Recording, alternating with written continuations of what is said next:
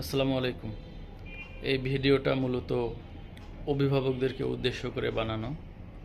আপনি যদি একজন সন্তানের অভিভাবক হন, তাহলে আপনি এই ভিডিওটা আমি রিকোয়েস্ট করব যে আপনি শেষ পর্যন্ত দেখেন। আর আপনার যদি কোনো সন্তান না থাকে, তাহলে আপনি এটা স্কিপ করলেও করতে পারেন, কোনো অসুবিধা নাই। শুরুতেই আমি ফরাসি দার্শনিক নেপোলিয়নের একটা কথা আপনাদেরকে মনে করিয়ে দিতে চাই। তিনি বলেছিলেন যে, আমাকে একজন শিক্ষিত মা দাও, আমি তোমাদেরকে একটি শিক্ষিত জাতি উপহার দেব।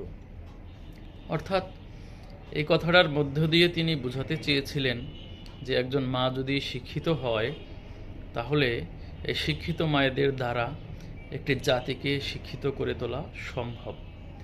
আমরা যদি দেখি আমাদের দেশে যখন নারী শিক্ষাটা অতটা নারী শিক্ষার বিস্তার ছিল না, তখন আমাদের দেশের শিক্ষার হারটা কীরকম ছিল, আর নারী শিক্ষা বিস্তার হওয়ার পর আমাদের দেশের সাধারণ মানুষের মধ্যে শিক্ষার হারটা কিভাবে বেড়েছে, এই দুইয়ের ব্যবধানটা আমরা যদি একটু কম্পেয়ার করি, তাহলেই আমরা এই বিষয়টা বুঝতে পারবো বা এর গুরুত্বটা উপলব্ধি করতে পারবো।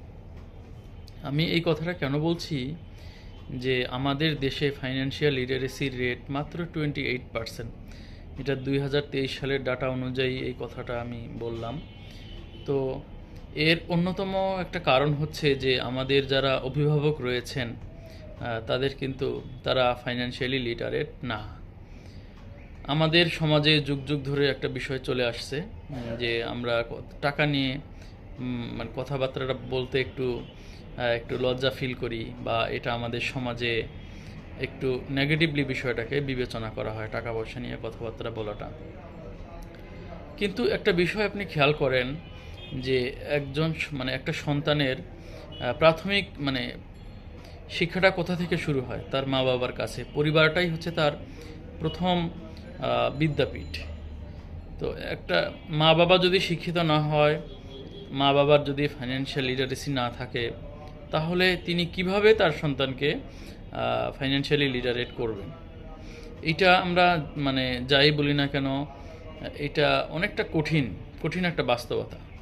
তো এই জায়গা থেকে আমরা যদি বের হয়ে আসতে চাই, তো প্রথমেই আমাদেরকে যেটা করতে হবে, আমাদের অভিভাবকদেরকে প্রথমে ফাইন্যান্সিয়াল লিটারেসিটা অর্জন করতে হবে। আর আগের ভিডিওতে আমি এই বিষয়ে কিছু কথাবার্তা বলেছি। সেটা হলো যে আমাদের অর্থটা আমাদের জীবনের এতটাই গুরুত্বপূর্ণ একটা উপাদান যে এর গুরুত্ব আমরা অস্বীকার করতে পারি না, বা একে আমরা অ্যাভয়েড করে আমরা আমাদের জীবন চালাতে পারি না। তো এই জন্য আমি প্রত্যেক মা বাবাকেই বলবো যে আপনি আগে ফাইন্যান্সিয়াল লিটারেসির যে গুরুত্বটা কি, এটা নিজে বোঝার চেষ্টা করেন। তারপর নিজে একটু ফাইন্যান্সিয়ালি লিটারেট হওয়ার জন্য এটা আমি রিকোয়েস্ট করব যে আমাদের সবারই আসলে এই বিষয়ে একটু সচেতন হওয়া উচিত। আর একটা বিষয়, সেটা হলো যে আমাদের অভিভাবকরা তাদের সন্তানদেরকে ভালো একটা চাকরি পাওয়ার জন্য, ভালো একটা রেজাল্ট পাওয়ার জন্য, জিপিএ 5 পাওয়ার জন্য দেখা যায় যে অনেক ভালো স্কুলে দেন, অনেক ভালো কোচিংয়ে দেন, সারা দিন তার পিছনে সময় ব্যয় করেন, সবসময় তার পিছনে লেগে থাকেন যে সে কী করতেছে, কী পড়তেছে, কোথায় যাচ্ছে, তারপরে তার ক্লাস টেস্টের রেজাল্ট কেমন হলো, তার হাফ ইয়ারলি পরীক্ষার রেজাল্ট কেমন হলো, সবশেষে ফাইনাল পরীক্ষার রেজাল্ট। এটা নিয়ে তো মা বাবার টেনশনের কোনো শেষ নাই। তো অ্যাকচুয়ালি দেখা যায় যে পড়ালেখা নিয়ে টেনশন যে স্টুডেন্ট, তার চেয়ে তার মা বাবারই অনেক বেশি। এটা আমাদের সমাজের একটা বাস্তবতা। কম্পিটিশনটা এমন জায়গায় চলে গেছে যে আসলে এটা মা বাবারা অ্যাভয়েড করলেও চাইলেও অনেক সময় তারা অ্যাভয়েড করতে পারেন না।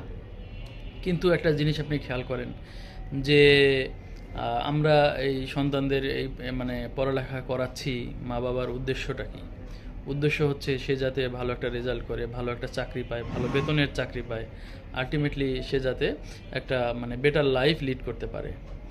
কিন্তু কথা হলো যে একজন মানুষের মধ্যে যদি ফাইন্যান্সিয়াল লিটারেসি না থাকে, হাউ মানি ওয়ার্কস, টাকা কিভাবে কাজ করে, হাউ ফাইন্যান্সিয়াল ওয়ার্ল্ড ওয়ার্কস, অর্থের যে একটা জগৎ আছে, এই জগৎটা কিভাবে কাজ করে, কিভাবে পরিচালিত হয়, এটা যদি একজন মানুষ না জানে, তাহলে আলটিমেটলি যেটা বাস্তবতা সেটা হলো যে তাকে আজীবন টাকার জন্য কাজ করে যেতে হয়, টাকার দাস হয়ে থাকতে হয় আসলে, যদি আমি কথাটাকে একটু মানে নেগেটিভলি প্রেজেন্ট করি।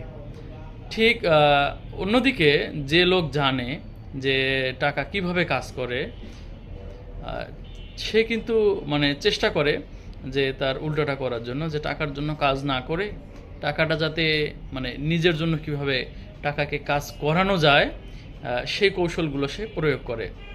এজন্য দেখা যায় যে আপনি যদি আলটিমেটলি ফাইন্যান্সিয়ালি সাকসেসফুল হতে চান, বা একজন অভিভাবক হিসাবে আপনি যদি মনে করেন যে আপনার সন্তানও মানে ফাইন্যান্সিয়ালি সাকসেসফুল হবে, একটা বেটার লাইফ ভবিষ্যতে লিড করবে, তাহলে অবশ্যই আমি আপনাকে রিকোয়েস্ট করব যে আপনি আপনার সন্তানকে তার আর্থিক শিক্ষার প্রতি একটু নজর দেন, গুরুত্ব দেন।